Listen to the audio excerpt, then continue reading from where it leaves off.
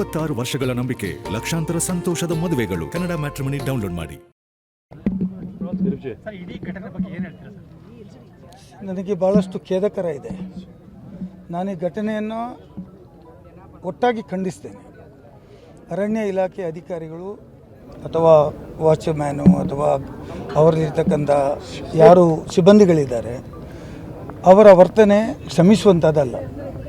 ಅವರು ತಮ್ಮ ಲಿಮಿಟನ್ನು ಎಕ್ಸೀಡ್ ಮಾಡಿದ್ದಾರೆ ಅಂತ ನಾನು ಹೇಳಲಿಕ್ಕೆ ಬಯಸ್ತೇನೆ. ಯಾರಿಗೂ ಯಾರ ಜೀವವನ್ನು ಬಲಿ ತೆಗೆದುಕೊಳ್ಳುವಂಥ ಒಂದು ಪ್ರಮೇಯ ಇಲ್ಲ. ಅಲ್ಲಿ ಅಂಥ ಸಂದರ್ಭ ಕೂಡ ಉದ್ಭವಿಸಿರಲಿಲ್ಲ ಅಂತ ನನ್ನ ಭಾವನೆ. ಹಾಗಾಗಿ ಯಾರು ಅರಣ್ಯ ಇಲಾಖೆ ಸಿಬ್ಬಂದಿಗಳಿಗೆ ರಿವಾಲ್ವರ್ ಕೊಡೋದು ಅಥವಾ ಬಂದೂಕು ಕೊಡೋದು, ಅವರಿಗೆ ಅದಕ್ಕೆ ಬೇಕಾದಂಥ ನಾಲೆಜನ್ನು ಕೊಟ್ಟು, ಅದಕ್ಕೆ ಬೇಕಾದಂಥ ಇದು ಕ್ಲಾಸಸನ್ನು ಕೊಟ್ಟು, ಯಾಕೆ ಯಾವ ಸಂದರ್ಭದಲ್ಲಿ ಹೇಗೆ ಉಪಯೋಗ ಮಾಡಬೇಕು ಅಂತ ಇದೆ. ಅದನ್ನು ಬಿಟ್ಟು ಅವರು ಇದೊಂದು ಘಟನೆಯನ್ನು ಮಾಡಿದ್ದಾರೆ. ಹಾಗಾಗಿ ಈ ಘಟನೆ ನಾನು ಖಂಡಿಸುವಂಥದ್ದು, ಸರ್ಕಾರವೂ ಖಂಡಿಸಬೇಕು. ಮತ್ತು ಯಾರು ಈ ಘಟನೆಯಲ್ಲಿ ಭಾಗಿಯಾಗಿದ್ದಾರೆ ಅದನ್ನು ಕಂಡುಹಿಡೀಲಿಕ್ಕೆ ಒಂದು ಸ್ಪೆಷಲ್ ಇನ್ವೆಸ್ಟಿಗೇಷನ್ ಟೀಮ್ ಮಾಡಬೇಕು, SIT ಮಾಡಬೇಕು.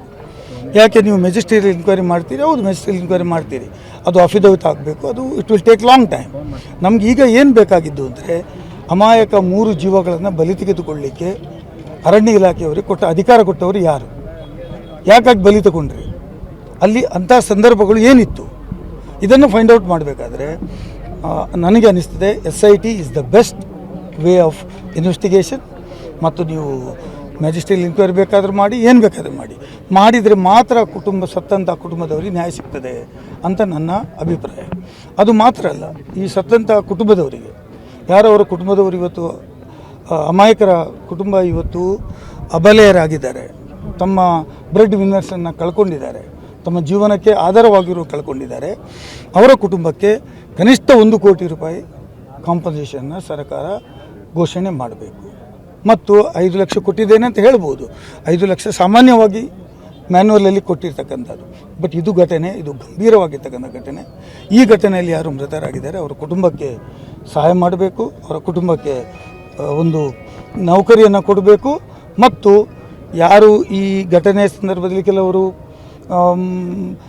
ಉದ್ರೇಕದಿಂದ ಕೆಲವು ಘಟನೆಗಳು ನಡೆದಿದ್ದರೆ ಅದರಲ್ಲೂ ಅವರಿಗೆ ತೊಂದರೆ ಕೊಡುವುದನ್ನು ಕೂಡಲೇ ನಿಲ್ಲಿಸಬೇಕು.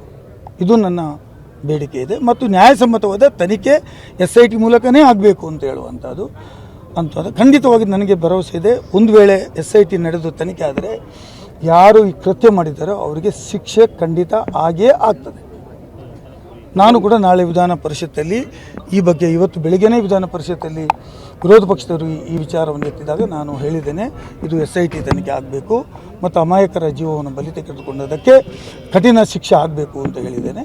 ಹಾಗಾಗಿ ಮುಂದೆ ನಾಳೆ ನಾಡ್ದು ಕೂಡ ನಾನು ಅದನ್ನು ಮುಂದುವರಿಸಿಕೊಂಡು ಹೋಗ್ತೇನೆ. ನೀವು ಕೂಡ ಸರ್ಕಾರದ one of the part sir. ಸಚಿವರು ಏನು ಹೇಳ್ತಾರೆ ಸರ್, ಅರಣ್ಯ ಸಚಿವರು ನೀವು ಮಾತಾಡಿದ್ರೆ? ನಾನು ಅವರಿಗೆ ಜೊತೆ ಮಾತಾಡಿದ್ದೇನೆ. ತನಿಖೆ ಆಗ್ತಾ ಇದೆ, ಸೆಲ್ಫ್ ಡಿಫೆನ್ಸಿಗೋಸ್ಕರ ಮಾಡಿದ್ದಾರೆ. ನನ್ನ ಎಂಥದ್ದು ಹೇಳ್ತಾರೆ, ಅದಕ್ಕೆ ಆತ್ಮರಕ್ಷಣೆಗಾಗಿ ನಾನು ಮಾಡಿದ್ದೇನೆ. ನನಗೆ ಅನ್ನಿಸ್ತದೆ ಅಲ್ಲಿ ಇರ್ತಕ್ಕಂಥ 5 ಮಂದಿ ಫಾರೆಸ್ಟ್ ಅವರಿದ್ದರು, ಇವರು 4 ಮಂದಿ ಇದ್ದರು.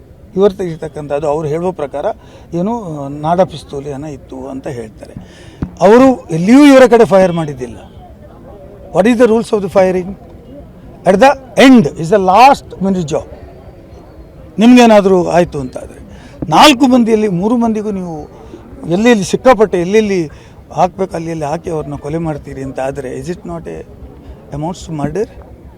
ನೀವು ಕೇಳಿಲ್ವಾ ಸರ್ ಸಚಿವರು? ಹೇಳಿದ್ದೀನಿ, ತನಿಖೆ ಆಗಬೇಕು ಅಂತ ಹೇಳಿದ್ದೀನಿ, SIT ಮಾಡಬೇಕು ಅಂತ ಹೇಳಿದ್ದೀನಿ. ಮತ್ತು ಇದರ ಬಗ್ಗೆ ಅದನ್ನು ಅವರು ಪರಿಶೀಲನೆ ಮಾಡ್ತಾ ಇದ್ದಾರೆ. ಪ್ರಾಥಮಿಕ ತನಿಖೆಗಳಾಗ್ತಾ ಇದೆ. ಮುಂದೆ ಅದನ್ನು ಪರಿಶೀಲನೆ ಮಾಡಿ ಕ್ರಮ ತೆಗೆದುಕೊಳ್ತಾರೆ ಅಂತ ನಾನು ಭಾವಿಸಿಕೊಂಡಿದ್ದೇನೆ. 26 ವರ್ಷಗಳ ನಂಬಿಕೆ, ಲಕ್ಷಾಂತರ ಸಂತೋಷದ ಮದುವೆಗಳು. ಕನ್ನಡ ಮ್ಯಾಟ್ರಿಮನಿ ಡೌನ್ಲೋಡ್ ಮಾಡಿ.